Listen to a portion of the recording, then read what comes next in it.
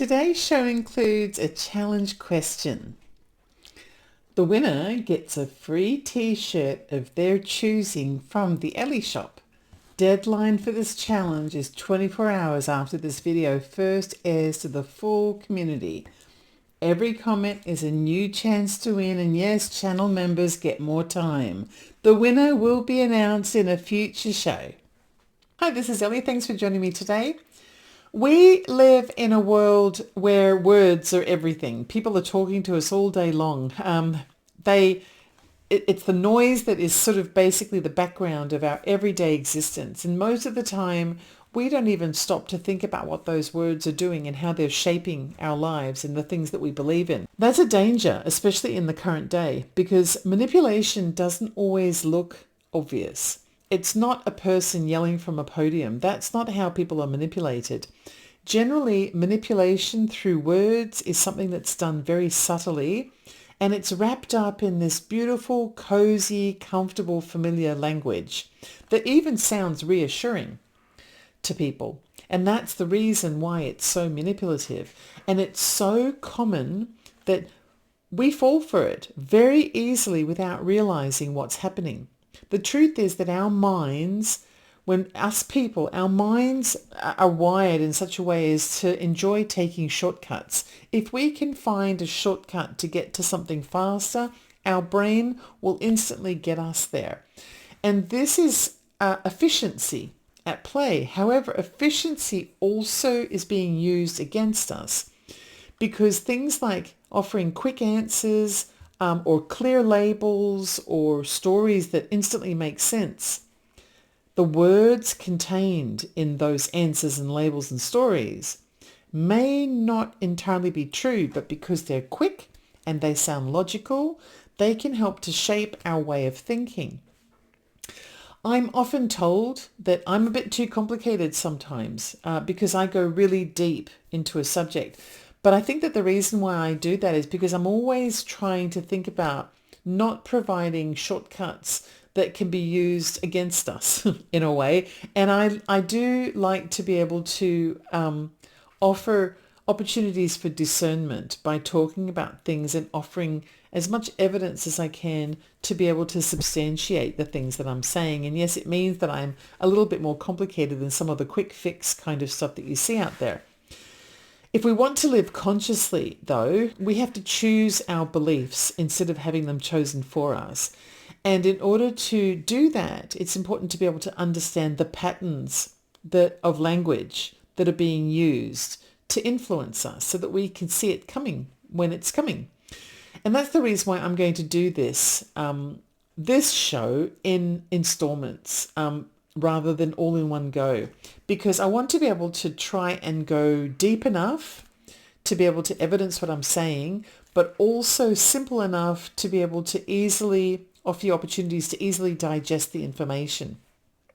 Because I really want you to be informed so that you can't be easily manipulated with the words that are going on around you. So there are 6 commonly used patterns of manipulation using words that are happening every single day. And chances are that they are flying right in your face every day, every day. Yes, you and me. And actually, we can't stop it from happening, but we can look at how we understand it and kind of look beyond it to the truth. I'm going to look at each of these different patterns of manipulation separately. And today we're looking at the first one. It's the way that words are manipulated to create a perception about a person's character that isn't necessarily accurate. I'm going to explain how it works, why it works, and how to avoid falling into the trap of being tricked by it. Because discernment is going to save you a lot of aggravation. It's also probably going to save you money in the long term, which is a good thing.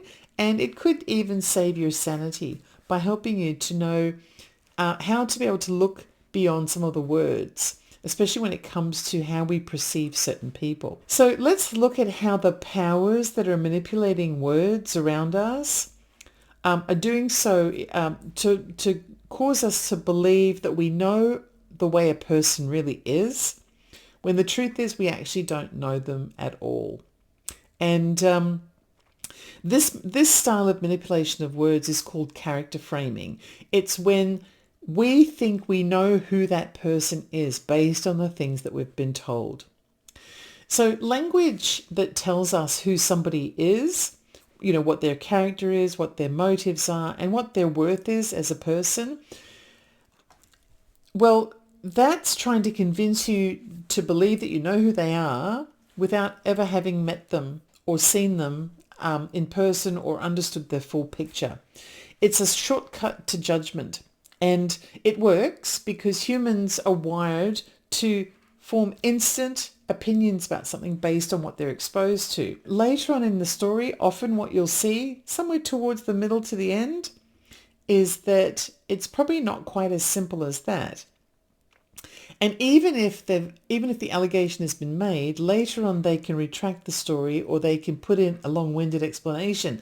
But by then it's too late because the perception of that person has already been formed.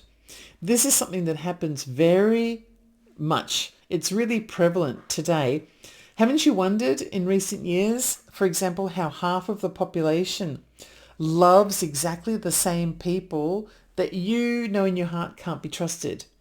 And people that you really look up to, half of the population of the country thinks you're crazy for doing so because they think there's something wrong with those people. This is probably happening because you are digesting different information to what the other people are digesting. And once you start digesting anything, then the way that the world works, especially algorithms, is it keeps taking you down that divergent path.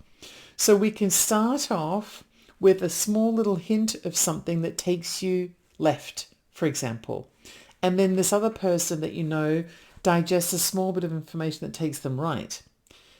But now that you're on different paths, the more you listen, the more you end up traveling further and further away. Because now we not only have a manipulation of words, but we also have the algorithms that complement that manipulation, that continue to give you more and more and more, and even makes it more and more extreme. So by the time the end of the month or the end of the quarter or the end of the year has taken place and you've been digesting your two entirely different paths, you will have an extremely strong belief that a certain person is awful. And your counterpart will have an equally strong belief that they're wonderful, or vice versa. And then you can never meet in the middle, because somewhere in the middle is where the truth is. Because every person is a combination of good and bad. Even if we've been introduced to them as being all good or all bad, chances are none of that is true. It's somewhere in the middle is where the truth is. But how would you ever know what the truth is if you're only on one side? And if the people on that side and the words they're using are never going to offer you the truth. So this is how you resist this kind of manipulation of words. First of all, look out for things that tell you that you're being told how to feel about a person and what to think about them. If you're watching or listening to someone and they announce that a person is something, be skeptical of that, because actually they probably don't know either. It doesn't mean that it's true. As soon as the person tells you what to think about another person, step back and listen and think to yourself, have they given me facts to be able to substantiate what they're saying? I actually remember watching an episode of a show that's run by a lawyer, and I was watching the lawyer speak here on YouTube. I was watching the lawyer speak, and the lawyer was making accusations against a person without any evidence because it was his personal opinion.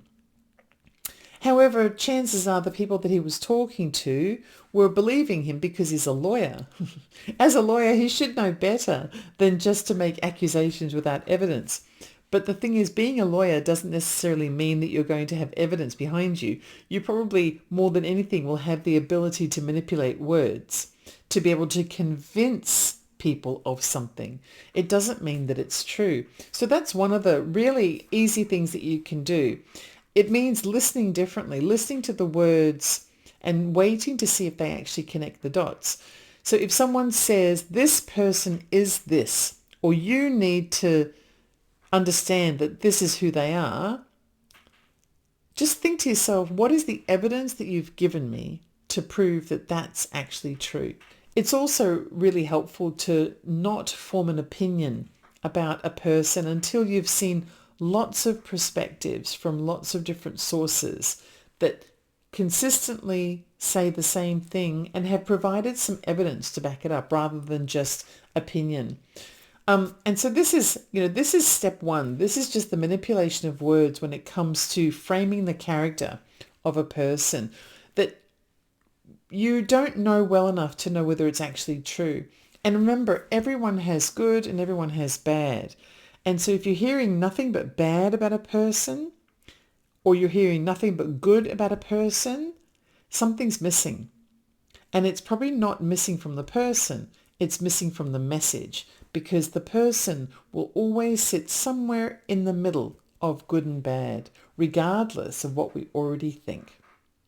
And that's the reason why half of the people hate them and the other half of the people love them, because they've each seen different sides of something that sits in the middle. Here's your challenge.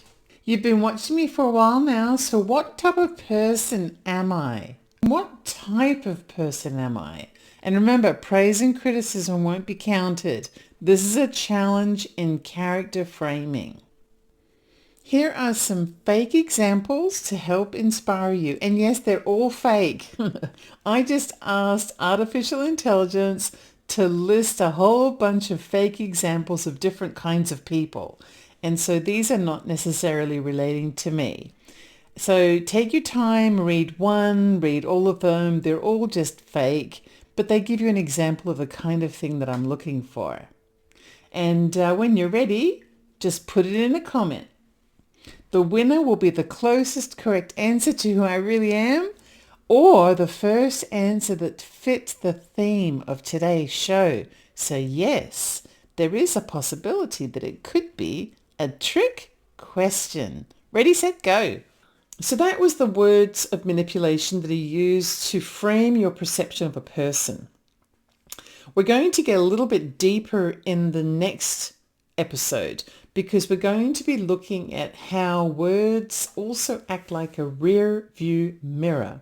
You know that little sign that's on the rear view mirror of your car that says objects may appear to be closer than they actually are? And so we'll talk about that in the next episode in this series. In the meantime, thank you for joining me today.